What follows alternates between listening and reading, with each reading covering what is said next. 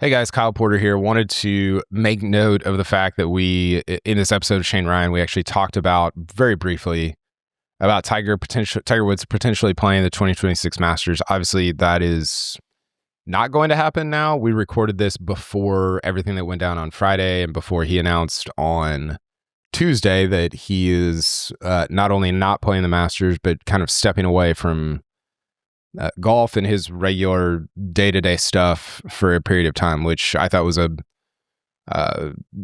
good outcome. I don't know if his statement was amazing, but I think the choice to kind of step away and seemingly get some help and try to work through some of this is obviously a good thing. So I thought if we didn't note that, it would sound weird. Why are they talking about Tiger playing the Masters? He's not playing the Masters. Again, we recorded this a couple days before everything that went down. So wanted to tell you guys that I do have a piece up on normalsport.com. If you get the newsletter, you probably saw it come through your inbox. Maybe you read it, maybe you glanced at it, maybe you archived it. I don't know. If you didn't read it, I would encourage you to. It was a weird one to write. I'm in a position of like, am I a journalist? Am I a fan? Am I just like a thought leader sometimes?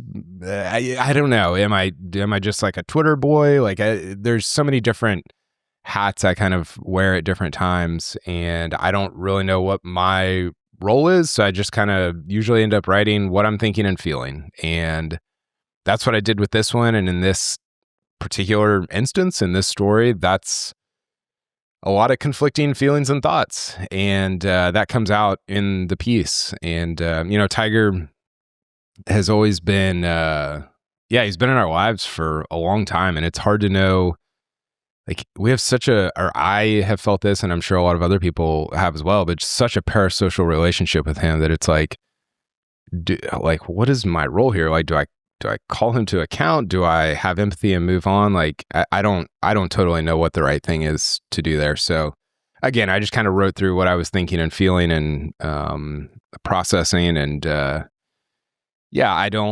Tiger, I wrote this in the piece. I've never been somebody who's like, a super Tiger fan. I've always appreciated what he did. I appreciate the fact that he changed the sport that I cover in a huge way for a long time. And that's a cool thing. But I do think, and I'm glad for this, at least in this instance, that I didn't have to work super hard to kind of divorce my fandom of him and what he's done with like the reality of the situation. So anyway, go read that piece if you haven't, or glance at it, or don't read it, or whatever you want to do. But wanted to just note the fact that we did talk about him, and it's a moot point now because he's not going to be playing the Masters, and seemingly won't be playing any tournament golf for a while now. So hope you guys enjoy the show. Shane is the best. Always love talking to him, listening to him. He thinks about things in such a unique way, and is somebody that I really look up to as a writer, a thinker, and in this case, a podcaster. So I hope you guys enjoy the show, and we'll talk to you later. Welcome back to the Normal Sports Show. My name's Kyle Porter. We've got a great show today. We are sponsored, I guess I'll just mention it off the top, by Holderness Bourne and Saps Original. We'll talk about both of them a little bit later on. But let's get to our guest, Jason Page. How are we doing? Am I the guest today? I'm doing great, but I feel like well, I said guests. You're not on every single. Well, I guess you are on most I'm of producing today. You guys have a good conversation and just pretend I'm not even here. Shane's the boss now. I'm pumped. Good to be here. I want to say this before we get to Shane, because Shane and I will probably talk most of the time. Your work during the Players Championship, which I hope people at least saw bits and pieces of or whatever, was, I think, the best you've ever done. It was unbelievable. Your I got more feedback on your illustration of the rules official sticking his finger into the side of the hill with Ludwig than maybe anything else you've ever done, which I don't know what. That's very normal sport. Hit a vein or something. Yeah. I wanted to say that publicly because I've told you privately, but it was awesome. I appreciate that. Those illustrations made during the Masters or the Majors weeks. Little slip there. During the Majors are kind of made in a big frenzy. So it's cool to see what pops up and then also to hear some nice words about it afterwards. So thanks, appreciate that. So are you implicitly saying I was going to say the Players is a major? He just announced it. He broke it. Aren't we breaking that news during this podcast? I thought that's why Shane was here, but yeah, for sure. Noted PGA Tour stan Shane Ryan, how are we doing? I'm good. And Brian Rolap says hello. And all the executives. He's just off camera, right? He's off camera, and just like they wanted me to say, everything I say today is endorsed by all the executives of the PGA Tour. I'm speaking for them. Everything is 100%. Like, basically, think of this as the PGA Tour talking. For sure. Shane, it's great to have you. We always have insane and fun conversations at tournaments that we're both at. And yeah, we haven't chatted in a while. So I guess my first question for you is obviously about the big event of the spring, which is Rigamarole. How are you? Like, you're almost, I think you're 50 days in. 49. I should disclose we're a sponsor of your inane quest. How are you feeling about it? Do you get discouraged? Yeah, there's a lot of discouragement. There's mostly discouragement, if I'm being honest. One thing that was kind of funny is that the Players, so I just started, I had never posted on Instagram before I did Rigamarole. And so now I have like, I don't know. What an entrance. Yeah, I know. So this was the thing. And I had 0 followers. I hadn't done anything. And so any follower I have is because of Rigamarole, but it's not many. I had so many people come up to me at the Players and talk about Rigamarole. I mean, you're talking about like Jason off camera. We were like, all the people that come up to you and you're like, hey, it's Tommy Fleetwood. That was me with Rigamarole, to the point where I was like, not many people watch Rigamarole, but I think they're all in this media room. I think literally everybody. So it's been really fun. I got the 50th episode up today. I didn't check with you on this, Kyle, and I should have as my sponsor, but I'm going to take a little break. I'm going to take the rest of this week off, and then I'm on vacation next week. So I define this as like the 50 days of season 1, and then we're going to come back for day 51 and start season 2. Just got today's episode up before we started here. So it's been fun, but it's been, I feel like, not to sound like Sergio, but I feel like I've been the victim of some serious bad luck not to have gotten 3 on more occasions. Today was a good example. No spoilers, but it's ridiculous that I didn't go 3 for 5 today. But yeah, it's been good. I don't know if your listeners, I should explain what this is. It's a very, very stupid backyard game where I try to get 5 different balls through like a bench 50 feet away on my back lawn. So it's incredibly stupid, but it's been pretty fun, and I think people have liked it. Well, 2 things. 1, as your sponsor, I'm irate that you didn't check in about taking vacation. Yeah. And 2, I have anxiety, like pre-anxiety over you getting like 3 in a row. Oh yeah. Like I'd almost rather you just miss one of the first 2 than. Oh, you mean because you don't want your sponsorship to end? Yeah. For sure. Our return on investment is going to be like a million X because you're going to be doing this until you're like 73. But I'm fearful of you getting to that 4th one and feeling real pressure. Yeah, it's funny. Like, I've always been pretty good under pressure in sports, but I can't even get to that point here because I'm so bad at the skill level. It's like, yeah, it would be something. I got 2 in a row. The first 2 I got for the first time ever a couple days ago. And I'm trying to think how I felt with the golf ball. I felt okay. It's just like, the percentages are so low that it's like saying you choked because you didn't make a hole-in-one or something at this point. You know what I mean? It's like, but we're going to get there. We're going to put ourselves in pressure situations. I think I may start practicing on the weekends, like actually try to, I've been avowedly not doing that. My rule is I don't warm up when I go in the beginning, but there's no rule against practice. So maybe that's the next step. What does Rigamarole practice look like? Are you taking the objects to the range, or do you got a setup there? I'm going to get a full hopper of tennis balls and just do it until I'm like 90% on the tennis ball. It is funny because it's like, there's no way I'm ever going to find another child's yellow bowling ball. So if I want to practice, I have to walk back and forth every single time doing it. It's such a specific shot. Yeah. Let's be honest. I'm never going to practice. The bowling ball and the bat seems like the hardest one.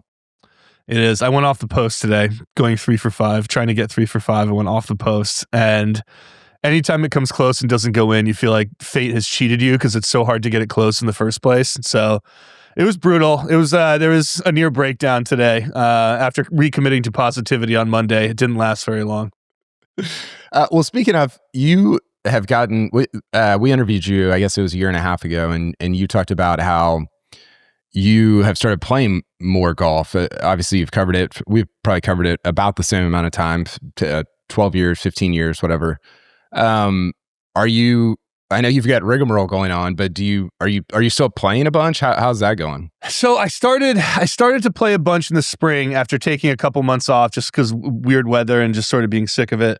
I love golf to play it so much, but I have this weird thing where, and I think I experience this in a lot of aspects of life, where if I stop something for a little while, it like psychologically, it just disappears from my head.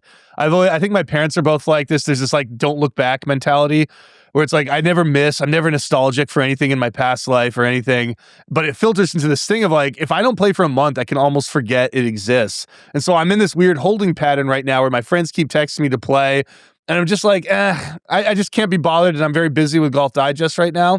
But I know the minute I start again, I'll become obsessed again and do it every single day. So it goes in these patterns, these ebbs and flows. So to answer your question, I haven't really played this year that much. And I need to get out there and do it. My handicap right now is, I think, an 11, which is close to the best it's ever been. But I'm playing in my handicaps tournament with my friends in a month. And I'm probably like a 20 right now because I haven't played in so long at best. So at the very least, I need to get out to get my handicap back up. Otherwise, I'm going to be terrible in this tournament. But yeah, so I'm just in a little bit of a lull right now in golf. Yeah, I feel that. I also think the USGA needs to consider adding a how many kids do you have and how old are they? Totally. Number to the handicap. Yes. Like work that into the algorithm a little bit. Yeah, I think so. I think the 9-hole thing is messed up. They need to, time off if you're after 40, number of kids. Work stress. You should be able to input work stress. Yeah, you can put like what the weather was. Like you should be able to put how many hours you worked that week. 100%. Yeah. Like, was my wife upset at me? Was I feeling guilty for playing that day? It's like strokes gained playing opportunities, basically. Totally. Yeah. If Mark Brody would commit himself to the amateur game, all this stuff would be in there. It would be all baked in. For sure. Okay. Last thing before we get to our 3 Masters anti-narratives. So you've been in this for a long time. You've written a lot of different waves of media. We're always in an interesting time, but this one is particularly interesting because of AI. And I mean, I was thinking back, Shane, whenever we first started, I think your first like big golf-y job was Grantland. Is that correct? Yeah, that was the first big media job, period. Yeah. So, and mine was at CBS Sports, and man, it was just writing. It was blog posts, it was essays, it was,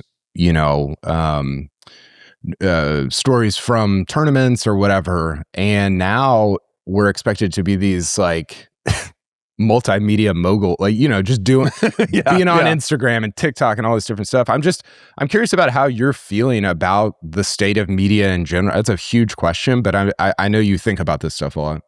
So I guess there's 2 different things. So on a personal level, you're 100% right that you're now kind of expected to be a 3-tool player or whatever. I've always liked video stuff. I learned how to edit video when I was in college. I love movies and stuff like that. And I also kind of like performing, or I like, sort of being in front of a camera and talking. So that stuff doesn't faze me. I kind of welcome that in some way. I really like that aspect of it and look forward to kind of getting better at it. But the problem is, the really dire thing is that writing is being so devalued. To me, it feels like it really is. I don't know if you noticed this, but it feels like we're spending less time on it's very rare for a story to blow up, like a feature where everybody's talking about it in the golf world. I kind of measure it by how much we're talking about our friends doing it or you doing it or me doing it. And it's like, wow, it's just so much less now. I think it's like, I talked with KVV about this, and he had a good point where it's like it's phone culture coming home to roost to some degree. It's definitely AI summaries on Google keeping people away from clicking on things, and just shortened attention spans in general. So again, personally, I'm like, okay, great, let's do video. That's fun. I've enjoyed doing it with the Golf Digest people. They're really good at it. But the broader thing of writing being devalued, fewer people reading, yeah, it's terrible. And as someone who loves writing and likes to write, it's scary, both on a personal career level and much more pressingly on a societal level, I think. So that's kind of the sum of my thoughts there. Yeah, I agree. I think, it's interesting. I've joked about this with Jason before. When people like if somebody comes up to me at a tournament or at the PGA show or whatever, and they're like, "Hey, I love your work," what they actually mean by that is like, I saw like 3 tweets that you like wrote, Yeah. right? Like, and one of them made me laugh or whatever. And you're like, man, is that my work? Or is that like, it's been weird and really, I think kind of a bummer for both of us. Cause I think I speak for you. Like, I love writing and I love reading. And I think that those things are like, they're what I feel like is my wheelhouse and what I enjoy the most. And so if those are, as I say all this on a podcast, as those are devalued, I don't know what that future looks like. And my hope is that as more information gets thrown onto the internet every day with AI and with, you have more and more and more content and information, then hopefully the human stuff, which obviously we try to do at normal sport, you do a ton with digest and on your own. I'm hoping the value of that goes up, but I don't know. I don't know what that future looks like. The problem is like the habits that seem to be forming in people, and a lot of people when we have this conversation, we say the younger generation, but I think it's even in our generation. I think it's in like our parents' generation. I think it affects everybody. Totally. Yeah, like it's crazy when I hang out with my parents now, how much is just on their phones. And they're, I love my parents. I'm not knocking them, but it's like, this is what people do now. They just sit around on their phones, and it's very easy to do that.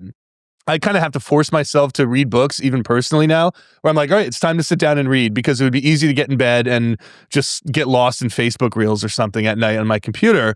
I started a book last night of short stories by Flannery O'Connor, and there was an introduction by someone she knew who it was a 30-page thing, intro on her writing, her life, and it was like, I think this was probably published in 1970 or something, but it was like a time machine. It's like, oh my God, this is what people treated writing like. This is how seriously they took it. This is how big it was, how central a piece of the culture. And to transport to now, and it's like, Jesus, if I can get like 3,000 people to read a story I wrote, it's like, that's average, right? I mean, it's just crazy how much it's changed, how hard it is to get eyeballs, even on writing that's not very deep, right? It's like, I write this preview post for a tournament every week where it's 10 things. It's bite-sized little paragraph chunks. They're designed to be funny. They're designed to be very readable. People like them, but it's like, forget about it. If I do a video on Tree Island, like I did at the Players, 200,000 people are going to watch it, right? And it's going to be, 1 million comments. And it's like, if I get 7 retweets on my tweet about my written piece, we've killed it. We've killed it for the week. So it sucks. It sucks in a lot of huge ways, because even for us, it will naturally transform what we do. Right, and even the way we think, possibly. So it'll probably have the effect of, if it hasn't already, eroding our writing skills with time. But it's what makes stuff like you do so important. You are, I think, so interesting because you are committed to the writing thing, and you're really good at it, and you're succeeding. But you're succeeding in the way that I think it's always going to have to be successful from here on out, which is in this boutique way, where you have your audience and they find you. But it's not a mainstream outlet, right? It's your outlet, which is on one hand great and a huge success story. On the other hand, indicative of the larger patterns, I think. Yeah. Well, thanks for saying that. It's funny. Like, I actually think you mentioned the younger generation, and it's easy to blame Gen Z or whatever. I actually think this is perhaps anecdotal, but like, it seems like there's more pushback from Gen Z on the digital, like, TikTokification of the world than from maybe our generation or even our parents. Like, I do think that, you see stuff about like, 25, 30-year-olds like going toward dumb phones and trying to have more IRL experiences and all these different things. And you're like, man, that's great. And I do wonder if there's going to be the same shift in the same way that like when our parents and grandparents smoked cigarettes and we were like, why'd you get, like, that's obviously like not what you should be doing. And we didn't do it, or did it a lot less. I do wonder if like the 25-year-olds are like, why were you guys on your phones all the time? Like, that's terrible for you. Well, so this gets into an incredibly touchy subject, and it sounds like you and I are on the same page, but we both have kids, and it's like, my kids will not have smartphones, period. I mean, once they're out of high school, they can do what they want, but for those same reasons. But man, like try to have this conversation with people 10 years older than us. And it's like, they didn't know. They were giving their kids the cigarettes, right? Like it's like when their kids were 7, they had like smartphones, or, you know, maybe that's an exaggeration, but they were doing it, and nobody likes to be in that position of being like, did I kind of screw up? But yeah, so I think it's like important for people like us to do that, where it's at least give these kids like 18 years of free cell phone free existence so that they have that base. But also I think you're totally right about Gen Z. I've seen stories where these kids who are immersed in phone culture will say to the reporter, you know, en masse, a lot of them will say, yeah, I wish it wasn't like this. I wish I could get away from my iPhone. So even the people who are immersed in that, and I think sometimes they're framed as these passive prisoners that, oh, they don't know any better, and so they're just in this thing. They know it sucks, right? They know it's terrible, and they want to be out of it, and they hunger for human experiences and a deeper connection, because that stuff, even if you grew up in the YouTube culture or whatever, I think that's just part of being human. It's like, you know, that's out there, you sense it's out there, and you sense that this is not how you want to live your life. But again, it's not just Gen Z falling into that trap, right? It's kind of all of us who are, you know, tempted by the dopamine hits. Do you think, by the way, going all the way through high school without smartphone, that's aggressive. How old's your oldest? So yeah, it's just like 8. So it's like, I know people are like, just wait. And I'm like, yeah, but you have no idea how tough and mean I am. Right. But like For sure. I grew up with mean parents, you know, in a good way. I'm like, they can yell at me. They can hate me all they want. They'll thank me one day. I just always say like, I'll be fine. Yeah. Me and my wife are both jerks. We'll be fine. Yeah, absolutely.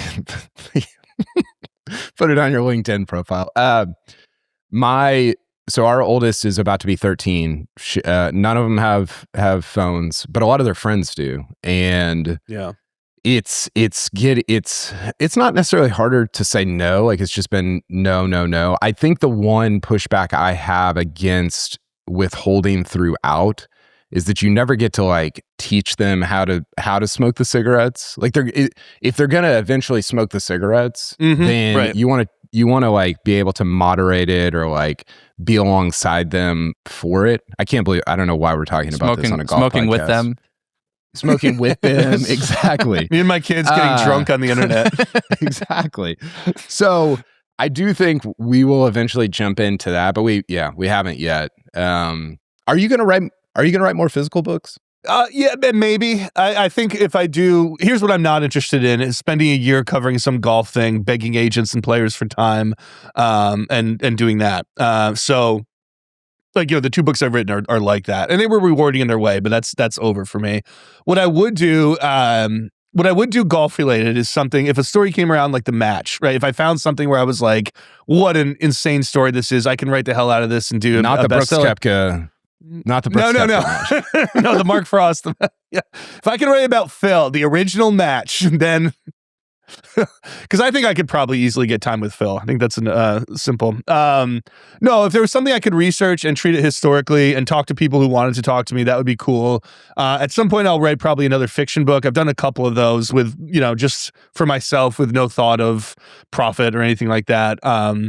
So maybe something like that. But the 2 books I've written, I would never write another one, because just commercially it's not big enough. No, commercial, like the money was fine. You know, that was fine. Like the first one got on the New York Times bestseller list. The second one like did okay, and it would have come out in paperback if I hadn't been sued. And so I was, and it didn't come out in paperback. But that you know, that's not the issue. The issue is it's such a time commitment, and it entails so much travel. And I'm somebody with kids where I'm like, I don't really like traveling.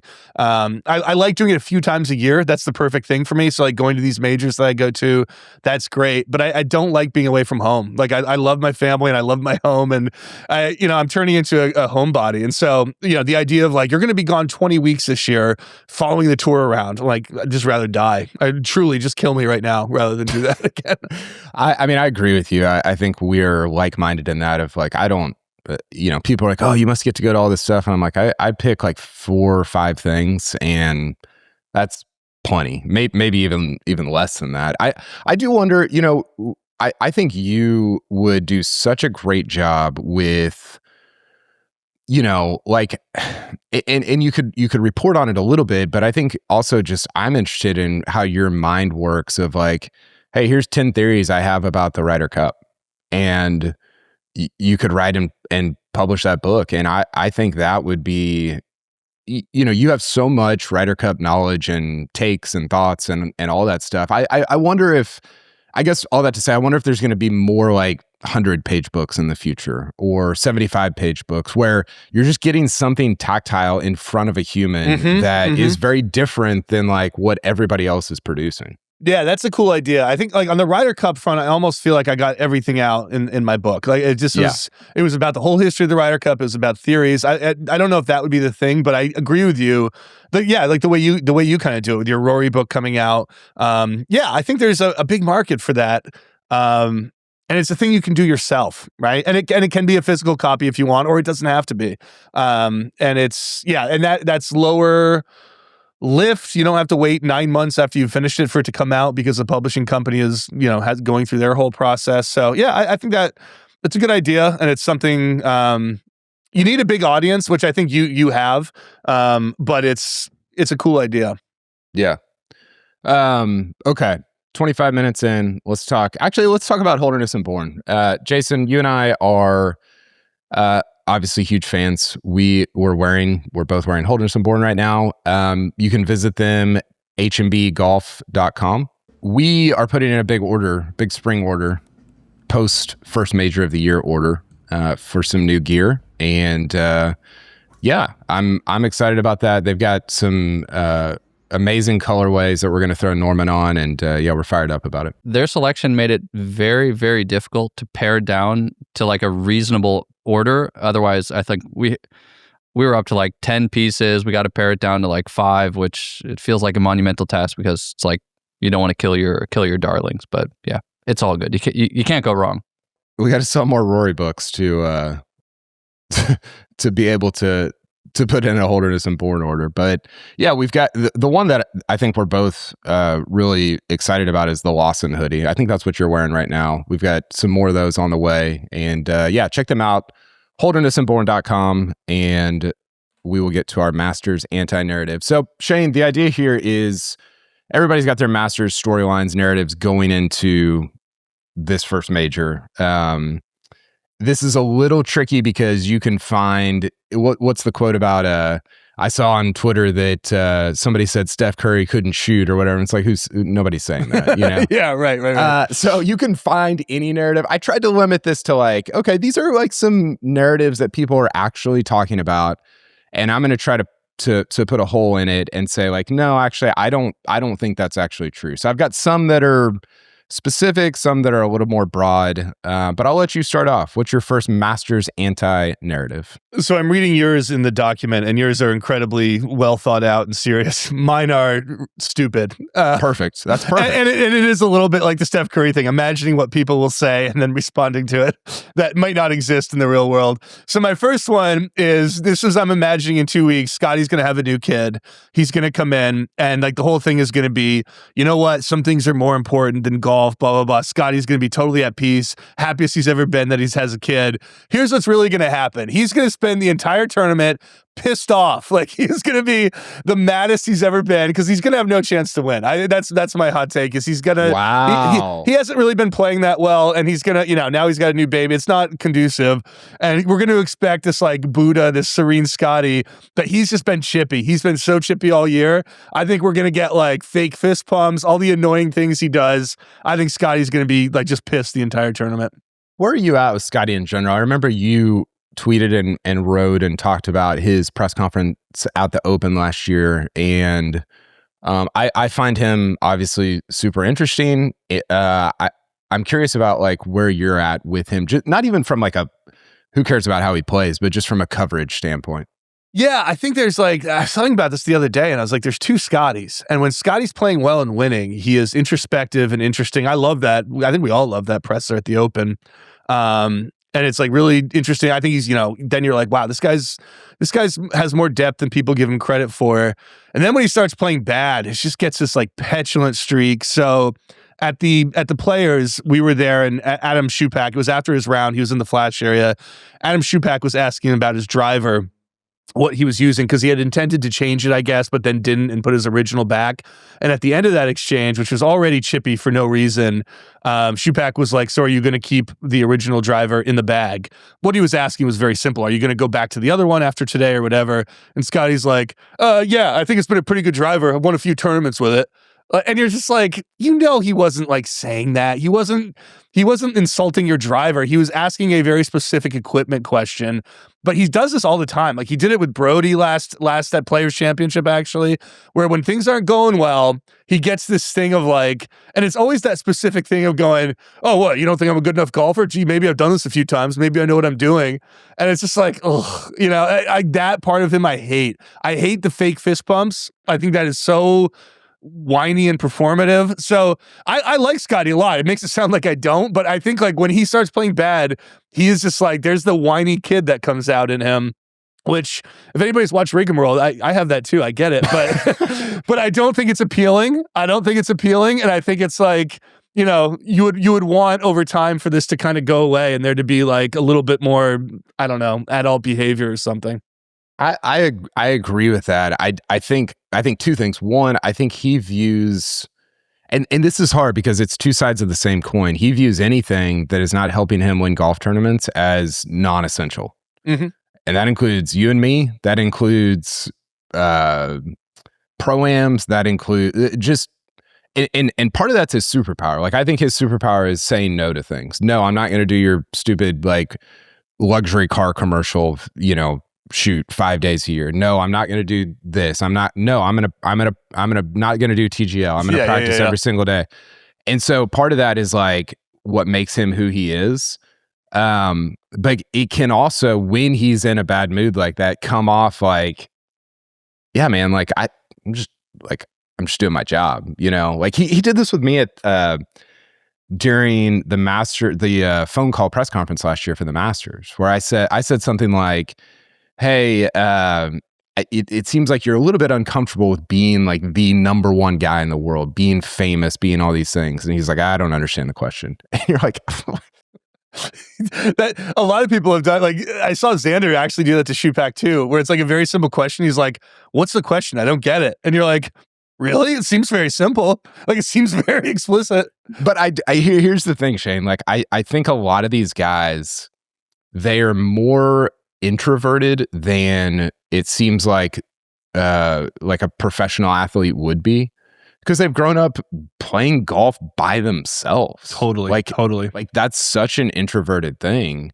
And so sometimes I think they just don't really know. And we've gotten the opposite of that with Rory, who's clearly extroverted. Mm-hmm. He gets a ton of energy from being around people and chopping it up and talking.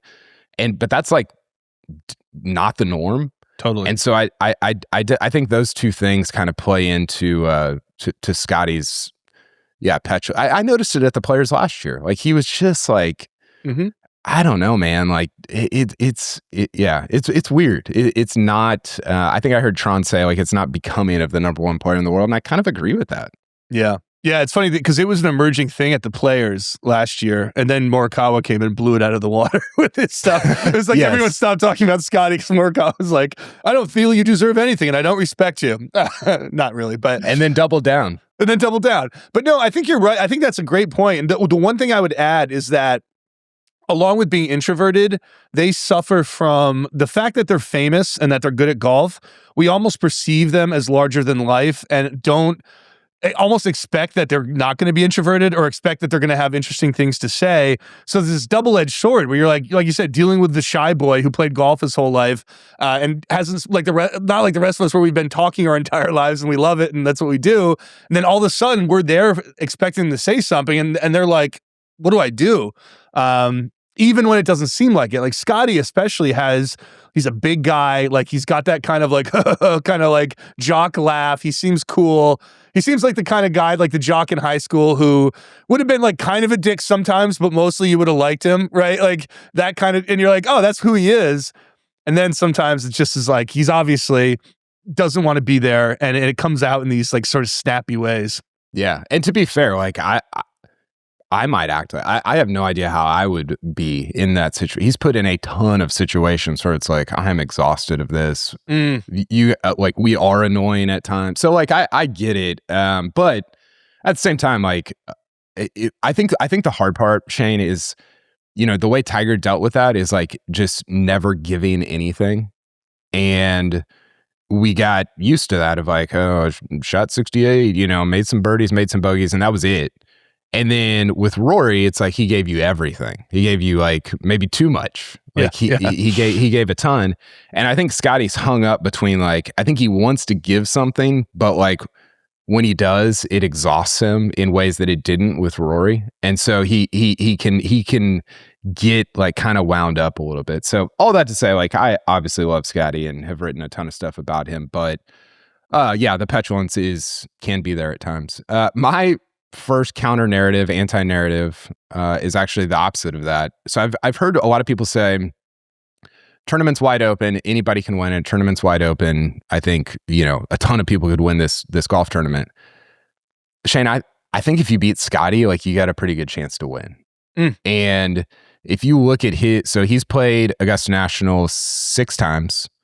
First one was the COVID one, November. He was T19. 2021, when Hideki won, he was T18, and then he won T10, win fourth. Yeah. So I think a good example of what I'm talking about is last year. He comes in, he was playing. I mean, listen, like, it's all relative with Scottie. Like, he always is playing very well. He came in basically 2.1 strokes gained tee to green per round going into last year, and then finished 4th behind Justin Rose and Rory, and then Patrick Reed was 3rd, which gets lost to history. But right now he's at 1.9, so he's right at that number. It hasn't looked great because every shot he hits is on TV, right? But I don't, and I'm not saying he's going to win. I don't think he's playing necessarily at that level, but I do think he has enough history there. He has enough, like, I know what to do here, that even without the very best stuff that he has, he's going to finish in the top 6. So, like, I guess what I'm saying is, I think you still kind of have to go through Scottie, and if you beat him, you're going to have a really good chance of winning this tournament. Yeah, that's a good one. I think and it looks like you've kind of, not to get into this, but you put the strokes gain stats that you talked about, and you tweeted it, and I'll probably be misstating it here, but basically there's a certain threshold of having gained strokes gained where we've had something like 8 of the last 9 Masters champions or something. Yeah, so I'll give you the stat and then I'll let you talk. It's 11 of the last 13 winners have been at 1.7 strokes gained tee to green in the 3 months, so January, February, March, leading into the Masters. The only 2 that weren't were Patrick Reed 2018, Hideki 2021, but it's a tiny list. It's normally very, very small. This year it's got 10 people, but Scheffler's on it. Yeah, and looking at your 10, it's hard to argue with that, right? I mean, it's like the people that I'm like looking at, Fitzpatrick big time. I was looking at Cam Young, Chris Goddard. I think will win this week. That's kind of my prediction for Houston, and I think people are going to talk about him a lot more. So yeah, it's hard to argue against this. Really, really makes me worried for my second take, Kyle, which is even less informed and is right on this one. I'll throw it in right now and we can talk about both of them. My second, I'm just going to read you what I wrote in my Google Doc. We're all gearing up. People are talking about Spieth, Rory, Scottie. I think we are due, Kyle, for a boring winner. I hate to say it, you're going to get Hao Tong Lee, you're going to get Corey Connors, Davis Riley's going to win, maybe the nightmare scenario, Ben Griffin's going to win. So this is my take, but yours is way smarter, and like, if you put a gun to my head right now, I would take yours in a heartbeat. It just felt, mine is a total vibes thing. Like, we've had kind of some really good tournaments lately, some really good Masters, and it feels like we're due for somebody. You're like, oh, what the hell? How did that happen? So your counter narrative is people saying like, hey, a lot of great players are playing. Like, you're basically counter narrativing me. Yeah, like, I'm saying, hey, these great guys. I needed you to say what you did so that there was a narrative out there. Because like I said before, that there was nothing, but thank you. Who's the guy? Oh, there's a handful here. Who's the guy that if they win, you're like, let's on to Harbour Town. Yeah, well, there's a couple ways to look at that, right? Where it's like someone kind of boring. where you're like, oh, Aldrich Potgieter wins or something, or Sepp Straka. Yeah, but he's 20 or 20, whatever. He's young. I guess That's at least be interesting. You're totally right. Yeah, maybe like Sepp would be a better thing where you're like, huh, okay. Then you have ones where it's like Ben Griffin, I think would be an example of, I don't know. This is not really that great, and that might be a little harsh on Ben Griffin, but do you know what I mean? Like the guys who are not necessarily boring, but that you're just like, I don't really want that to happen. Yeah. Ben Griffin would kind of be like it would be good. Like he's good enough that you're like, yeah, he could win.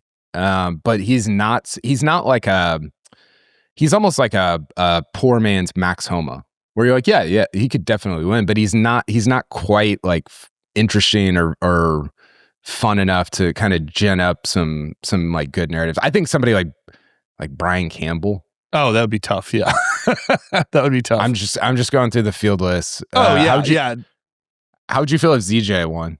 That would be.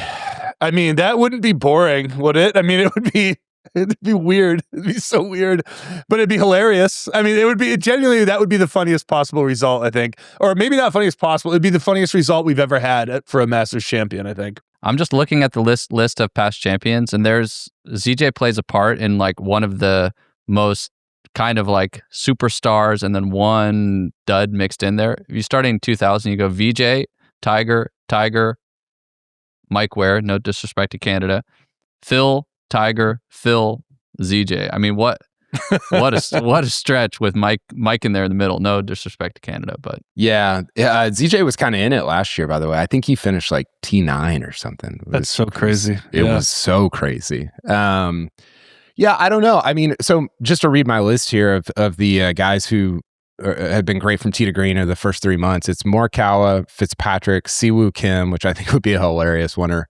John Rahm, Rory, Scheffler, Cam Young, Ludwig, Sepp Straka, Chris Gotterup. So those are the guys that are just hitting the ball best from tee to green. And again, normally those are the guys that win the golf tournament. 11 of the last 13 years, it's been somebody in that group coming in. It was true of Rory last year. It was true of Tiger in 2019, even though people didn't, really see him as like a true favorite that year. He was still hitting the ball very, very well leading into that tournament. So, yeah, that's definitely a counter narrative what's the last one that we got that you're like that? Yeah. So it's been a while. Like, I mean, will it maybe? I mean, does it go back that far? Then maybe Schwartzel before him. Cause like Hideki's not, right? I mean, you wouldn't say Hideki is, you definitely wouldn't say DJ. Reed, I don't really think so. I think he was, primed to win a major at that point of his career.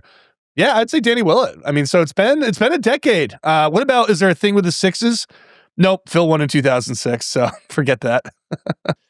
And Faldo won in 96. Faldo, of course, won in 96, and Nicklaus in 86. Well, there's actually the opposite with the sixes, except for Danny Willett. So my second Masters counter narrative is the idea that the Masters starts on the back nine on Sunday. It doesn't. That's a thing that got rolled out there by, was it Dan Jenkins that first said that? It's a good question. I don't know who that quote is from. I think it was, but it's not true because so if you go back to 2005, Shane, the only people who have come from outside the top 10 after the first round, so after 18 holes to win the tournament, Tiger did it in 2005. Tiger did it again in 2019. He was outside the top 10 barely in 2019. He won that tournament. And then Rory last year. Those are the only, I guess that's two guys, 3 times it's happened. The Masters starts at 7:45 a.m. on Thursday, because if you're not in that top 10, it is, and I think there's legitimate like course architecture reasons that this happens. It's very difficult. Augusta National is a golf course where it's easy, quote unquote, to make pars and birdies. It's difficult if you're chasing, if you're ripping at pins on 11, and depending on where 15 is and 17, you can get into some bad spots and make doubles very quickly. So I think there are like legitimate reasons it's very difficult to come from behind. But if you add to it, last year, Justin Ray had this stat, 37 of the last 38 Masters winners have been in the top 10 through 36 holes. Yeah, so there you go.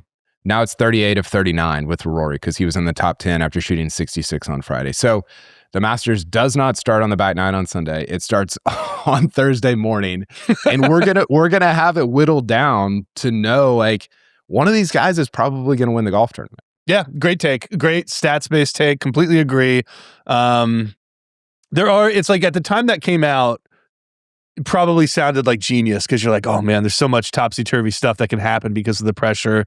And if it came out tomorrow, you'd go, oh, that's genius. But the fact that it's been repeated ad nauseum, it's like, yeah, it's time for a kickback against that narrative. You've done it masterfully, Kyle. I'm fully with you. Thank you. What's your third one? So wait till you hear this one, Kyle. If you thought my first two were bad, this one's just completely thrown away. All right, so the narrative is, Kyle, everybody's going to walk across Hogan's Bridge and be completely fine. I'm saying somebody's going to fall off Hogan's Bridge into the creek. We had a guy pee off it last year. That was Ray's Creek. That was not. No, it was off the bridge though, right? Didn't he pee off the bridge? No, he was Not he was Hogan's on Bridge. He was on 13 and he was walking up the left side of 13. Oh, in my mind, I have a picture of him on a bridge peeing. That's crazy that I remember that. Anyway, someone's going to fall off the bridge. I'm staying by it. Who are our candidates? Well, I'm hoping it's not a caddy because that would be less fun. So I'm hoping it's a player and not like a rules official or something. Maybe Bryson. Maybe Bryson takes a tumble on Friday off the bridge. Did you see him fall in the bunker a couple weeks ago? Yeah. And we had John Daly falling. You probably saw this past weekend. That was very funny. I think things come in threes. We're gonna have a third fall. So maybe, yeah, I don't know, but it's gonna happen, Kyle. I think Sami Välimäki seems like a good candidate to fall off Hogan's Bridge. Bring shame to all of Finland. Like one of the stereotypes of Finnish people is they have poor balance, and so that's going to be terrible for them if he falls. I've heard that. Who would be the? Oh, by the way, worst winner would be. I'm just again going through the field list. Sam Stevens would be a tough winner. That would not be good. Like there's some guys. I'm like, how'd you get in the field? He was. Yeah, I only noticed because I looked at it for the thing I wrote yesterday. He was top 50 at the end of last year. Yeah, it's crazy. Some of them are crazy that you see that have made it. You're like, oh, that's super interesting. Like Carlos Ortiz, he finished, I think, top 4 at the U.S. Open, so he got in. Christopher Raiton, you're like, oh, wow. I wouldn't have expected that he was a top 50 player in the world. It seems like maybe he finished 4th in a DP World Tour event one time, but here he is. He was top 50 also? Yeah, he was as of December. I think right now he's like 52nd. And so I was looking up and going, oh, he's got a lot to play for. And then I looked at the field list and was like, oh no, he already made it. He was in the top 50 at the end of last year. The crooked OWGR. Okay, I love that. I mean, people have been saying for decades that nobody could fall off Hogan's Bridge. It's just you hear it constantly. That was Jenkins too. Right after he said the thing about the back nine starting, he goes, also nobody will ever fall off Hogan's Bridge. You think it's more likely that somebody would fall off Hogan's Bridge or the bridge on 15? Well, either one. I mean, I think ideally Hogan's Bridge, but I would take any bridge, really. I want somebody to fall off a bridge, Kyle. It just doesn't matter to me how it happens. Are there odds out for this take yet? For I'm sure odds? you can make a market on Kalshi or whatever. Yeah, I think the odds would be high. Everybody should get their money on it. After this podcast comes out, it'll, Odds Checker and DraftKings and everything. We'll put it on there. Okay, my last one. I've got a bunch here, but I'm gonna go with. I actually might read I've got a couple bonus ones, but I'm gonna go with. I think there's a storyline out there, and I noticed this during the Players Championship.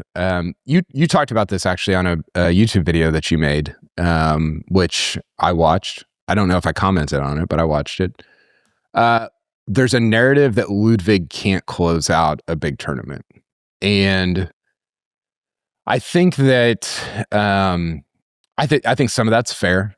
I think winning big tournaments is extremely difficult.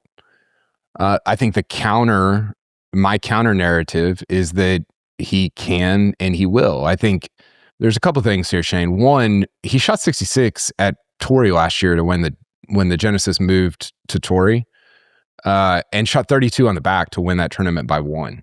So I think it's a little unfair for somebody that I don't know how many starts he has on tour 70 or 80 or something of like, oh, I can't close the big one. It's like, well, he just did. And how many times has he actually been in position? Was the Players Championship good?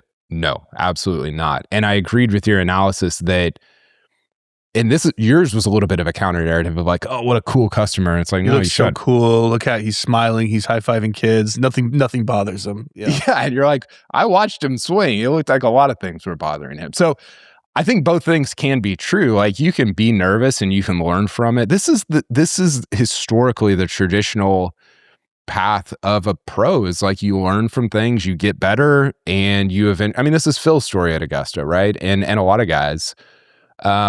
But I think the idea, the narrative out there that it's like, hey, if Ludwig gets close, like he's not going to play well on Sunday. I don't think that is broadly true. Yeah, I think it's interesting in that I think so much of a golfer's career when you're at this elite level is about how you respond to that first choke, because it happens to most people, right? I mean, maybe Tiger's the exception, but I remember talking to Chris Kirk for my first book, one of the first people I talked to. He talked about playing, I think in South Africa, and just had a collapse. Like he should have won on the Sunshine Tour or whatever it was. And afterward, just going, this is really important how I respond to this, because hopefully I'll be in this position again. But you have seen people like Greg Norman's somebody where you're like, obviously his past experiences were always affecting him every time he got back there. So there are people like that where history will dog you in the clutch. But then you have people who overcome it. I think like Rory's an interesting example of the next tournament after he blew the Masters. You know, he went and he was awesome in the US Open and won. And of course, he's been up and down in pressure through the rest of his career, but it didn't wreck him. And so, yeah, you would hope for the same for Ludwig. It was so bad at the Players that there is a part of me that's going, I would worry if I were a Ludwig fan about that kind of sticking in his craw a little bit. Even before he put the balls in the water, that when, you know, that close up of kind of towing the ball and the club was all over the place. It's like, man, he really melted down. He really melted down there. He just lost a ton of shots. I mean, it was bad. It was bad, but it doesn't mean it's going to be bad in the future, to your point. My counter to that is Xander. Right? Like we saw this with Xander so many times, and then he wins 2 majors in a year. And you're like, oh, Xander's a great closer. And so I just, yeah, I think to you and I who don't play a ton of golf, and like we get nervous over, you know, 7-footers for an 83 or whatever. Like, yes, I think it's very different when you're just that. Yeah, it's these tiny things that make a big difference. And once your body gets accustomed to those, I think a lot of guys, especially guys that are stars and superstars, and I believe Ludwig is, it normalizes for you, and you do get better as you go on. So I don't know. We'll see. That's my take on him. Can I just read these 3 others to you? Oh yeah, they're great. Please do. Okay. First, let's talk about Jason, let's talk about Saps Original. So Saps Original, energy drink, easy to drink, hardworking fuel, light crushable, refreshing in a can, still delivers serious hydration and performance support. My favorite thing about Saps, Jason, it's made for real days and not just workout days. So after a long run, during travel, or doing absolutely nothing on a Sunday, which is what the 3 of us are pretty much doing every Sunday, which is absolutely nothing, watching golf. Appreciate Saps for sponsoring us, and you should check them out at sapsoriginal.com. Okay, Shane, here's my 3, and we'll just go through these quickly. Tiger playing the Masters is a big storyline. It's not. I don't care. Yeah, agree. 100%. The whole thing after TGL last night, like, is he going to do it? And it's like all these headlines. It's almost people reaching for a different era of media where it's like, we all care what's happening with Tiger. People care less all the time. If he does play, he's not going to win. Yeah, move on. Yeah. I don't think that it's just I don't think it's a narrative at all. Like if he plays great, like I just am not going to think about it or cover it really. I mean, I'll cover it, I guess, but yeah, not to any. I honestly, like, I'm more interested in if like I want him to play simply because I want him in the press room to ask him about rollback, to ask him about PGA Tour, to ask, all these different. We get so many State of the Union press conferences during the Masters, and his carries more weight than any of them. And so I think that will be. I think that would be interesting if he plays. I saw this floating around. Champions dinner menu is boring. by Rory, I think it's good. I think it's fine. Like I think one thing about Rory that people need to understand is like, yeah, he's got a lot of different things on there because he's a people pleaser. He wants everybody to be happy. He wants, the South Africans and the Fijians and the Japanese, and he wants to please everybody, which is why, and the Canadian. Like he wants everybody to have something that they like. I thought the Champions Dinner menu was fine. Yeah, I mean, I would ask people, have you ever tried to eat food in the UK? This is not like some winners, like Hideki, we're like, oh, sweet, Japanese food, this is going to be awesome. It's like, he had to do something special. UK food is terrible. He had to do, and I thought he did a good job.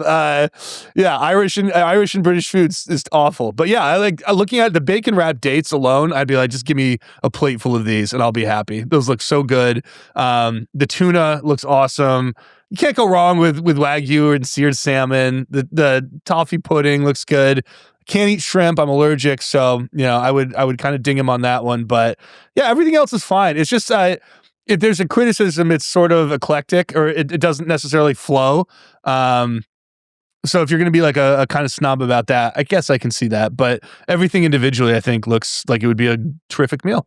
But I think it makes sense for him that it doesn't flow because, again, he's trying to please all 60 people that are there or whatever. Go ahead, Jason. Are there, I was just wondering when the past champions go, but they're still competing in the Masters and they have this like big dinner, does that ever affect the way that they play? Because it's kind of a meal which is outside of their regular routine. I've thought about this. One year Spieth said you had to roll me out of there. Yeah. Isn't that strange? Like, that seems bad. Maybe during tournaments you don't really drink a lot of alcohol, but suddenly there's like a $1,500 bottle of wine sitting in front of you. You're probably going to drink it. Yeah, famously Tiger would do his things and he'd have everybody else eat and drink and he'd have grape juice and then they'd sub in a different food. Just another reason psychologically. So he's like a pregnant woman. He's like serving he's serving absinthe. Like yeah. Everything else is loaded. Yeah, there's vodka in the wine. Okay, my last one. I don't know if this is actually a narrative, but you can definitely find it on Twitter.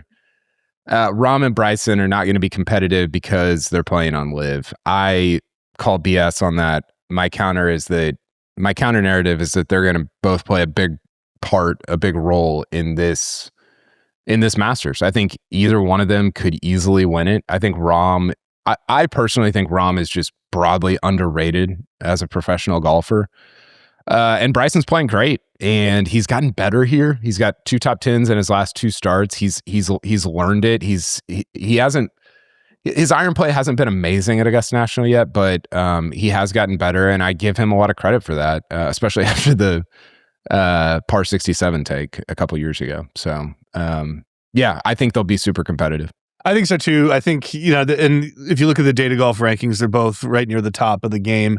One thing that's kind of interesting to me, but I almost feel like it's just a weird stat, but we still haven't had a LIV guy win a major more than a year after he's joined LIV. Again, this is a very small sample size. I don't really stand behind that, but we had like at the PGA watching Rahm on the back nine. It was like, ooh, that's not the Rahm I remember from crunch time. Bryson at the Masters last year, maybe a little bit. So I will be kind of curious about that if one of them's in the mix to see how they respond to the pressure of being like, oh, you're under the gun now. Let's see what you got. Yeah, I think it's a great point, and I think there's the differentiation between can you close and can you get in the mix? And basically what I'm saying is like, I think they can be competitive, but the closing thing is interesting. Rahm was, it wasn't even that he kind of kicked away the PGA, but more so how he reacted afterwards, which I think he said something like, man, it felt good to like have real pressure on me again, or something like that. And you're like, that's kind of weird. Like, I mean, it's probably true, but for him to say that out loud, I thought was kind of odd. So that's all I got. Jason, you got any Masters counter narratives? Yeah. You got any other hot takes you need to get out there, Shane?